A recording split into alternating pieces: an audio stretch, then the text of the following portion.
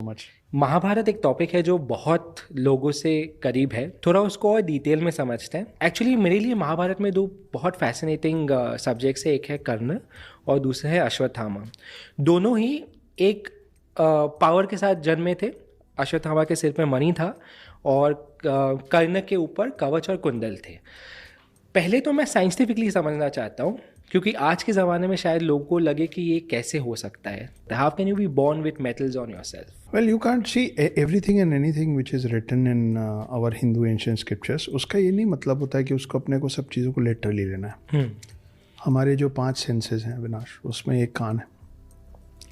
हमारा असल इतिहास 20 लाख साल पुराना है और ज़्यादा पुराना है, पर मैं 20 लाख इसलिए बोल रहा हूँ क्योंकि जो ओल्डेस्ट ह्यूमन फॉसिल्स मिले हैं वो मिले हैं साउथ अफ्रीका में, और वो मिले 20 लाख साल पुराने। दिस ये प्रमाणित है जी। मैं मन से कुछ नहीं कह रहा हूँ।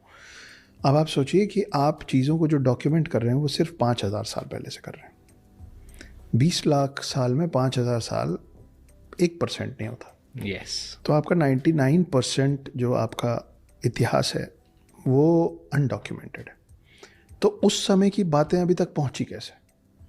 सुन के पहुंची। सुन के कोई चीज़ आपको याद तब रहती है जब वो कहानियों के स्वरूप में सुनाई जाती है। जी। इसीलिए आज भी हम लोगों को कोर्स की बुक्स याद नहीं होती। सच है। बिल्कुल। हमको क्या बातें याद रह जाती हैं? हमको फिल्में याद रह जाती हैं। क्यों? उसके 2 कारण हैं। एक, उसमें कहानी होती है। दूसरा, उसमें किरदार होते हैं। किरदार मिलके कहानी गढ़ते हैं।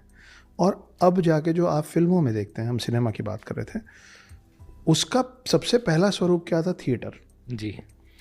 है ना।